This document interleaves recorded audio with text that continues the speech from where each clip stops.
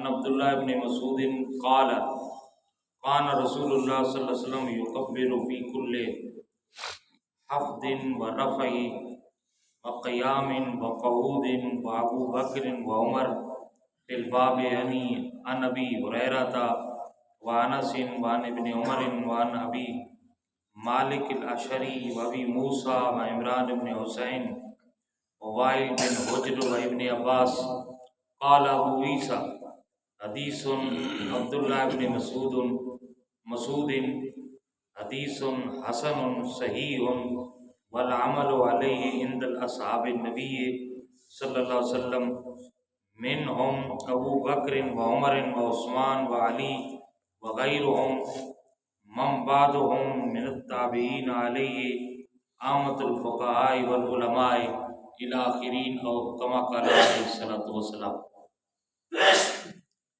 کل میں نے آپ کے سامنے چند باتیں بتائی تھی۔ ایک تو یہ بات بتائی تھی کہ دو سکنے ہیں نماز کے اندر، خاموشی امام کے لیے کہ جب وہ اللہ اکبر تکبیر تحریمہ کہے گا تو وہ تھوڑی دیر ٹھہرے گا جتنی دیر میں لوگ ثنا پڑھ سکتے ہیں۔ دوسرا جب ولدالضالین کہے گا تھوڑی دیر لطیف خفیف سکنا کرے گا تاکہ خود بھی اور لوگ بھی آمین کہہ سکیں۔ دوسری بات بتائی تھی کل کہ ہم جو نماز پڑھتے ہیں اس کے اندر 3 قسم کی روایات ہیں ہاتھ باندھنے کی۔ ایک روایت جو ہے وہ سینے پہ ہے، ایک روایت ناف کے نیچے اور ناف کے اوپر، یہ روایات بھی ہے۔ ہم امام ابو حنیفہ ان حدیث کو لیتے ہیں جو ناف کے نیچے ہاتھ باندھے جاتے ہیں، اور یہ حدیثیں ساری صحیح ہیں، اور میں نے آپ کے سامنے تقریباً 4 سے 5 حدیثیں بیان کی تھی اس حوالے میں کہ ناف کے نیچے جو ہاتھ باندھا جاتا ہے یہ بھی سنت رسول ہے، امام الانبیاء سے یہ ثابت ہے، آپ نے اکثر نماز کے اندر ناف کے نیچے ہی ہاتھ کو باندھا ہے یا ناف کے اوپر۔ آج چند اور مسائل اس حوالے سے۔ عبداللہ ابن مسعود، پہلے آپ حدیث کا ترجمہ سماعت فرما لیں۔ عبداللہ ابن مسعود سے روایت ہے کہ نبی اکرم صلی اللہ علیہ وسلم اور حضرت ابو بکر اور عمر دوران نماز جب جھکتے یعنی رکوع میں جاتے تو اللہ اکبر کہہ کر جاتے، جب رکوع سے جب اٹھتے کھڑے ہوتے اس وقت بھی اللہ اکبر کہتے، اور جب بیٹھتے اس وقت بھی تکبیر کہتے۔ حضرت سیدنا اس باب میں حضرت امام ترمذی نے کہا ہے کہ ابو ہریرہ بھی اسی پہ عمل کرتے، حضرت انس بھی، ابن عمر بھی، مالک بن اشعری بھی، ابو موسیٰ بھی، عمران بن حسین بھی، وائل بن حجر بھی، حضرت ابن عباس بھی، یہ سارے صحابہ ہیں، ان سب کی روایات اسی طرح موجود ہے۔ پھر آخر میں حضرت ابو عیسیٰ اپنا تبصرہ کرتی اس حدیث کے بارے میں فرماتے ہیں کہ یہ عبداللہ ابن مسعود والی حدیث یہ بالکل حسن ہے، صحیح ہے، اور اس کے اندر کوئی جرح نہیں ہے۔ حضرت ابو بکر، عثمان، علی، تابعین، تبع تابعین اکثر اس پہ عمل کرتے تھے۔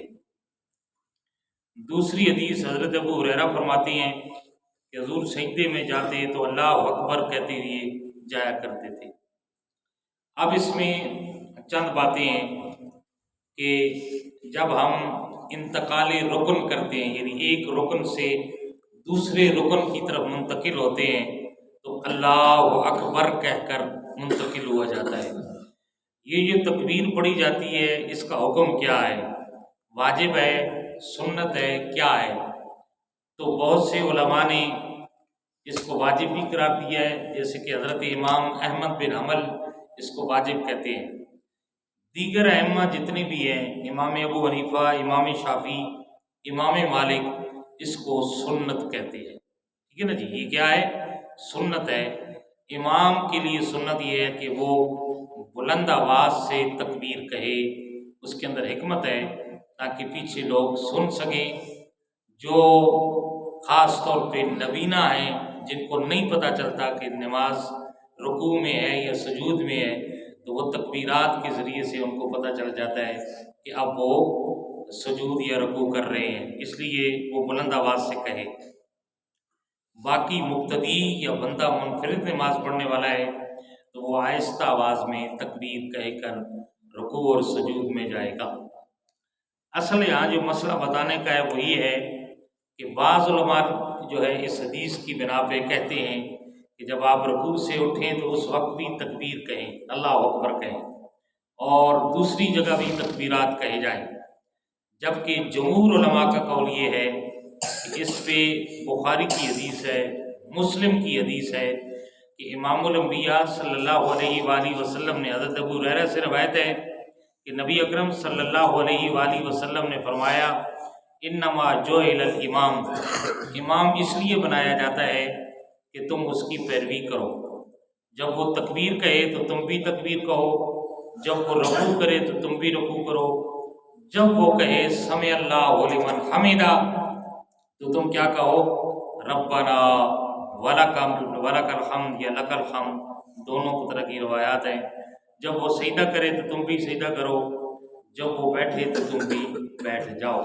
تو یہ روایت یہ ہے کہ رکوع سے اٹھتے وقت تکبیر نہیں کہنی، بلکہ کیا کہنا ہے، تسمیع اور تحمید کہنی ہے، سمع اللہ لمن حمدہ، اور جواباً کیا کہنا ہے، ربنا لک الحمد مقتدی کہے گا، اور اگر وہ منفرد نماز پڑھ رہا ہے تو سمع اللہ اور ربنا لک الحمد دونوں کہے گا۔ جو اہم بات ہے وہ یہ ہے کہ تکبیرات تو کہنی ہے، اس میں اب اختلاف ہے کہ تکبیرات کہتے ہوئے رفع یدین یعنی بار بار ہاتھ اوپر اٹھانے ہیں کہ نہیں۔ اس میں بھی دو طرح کی روایات ہیں، رفع یدین کی بھی ہیں اور عدم رفع یدین کی بھی ہے۔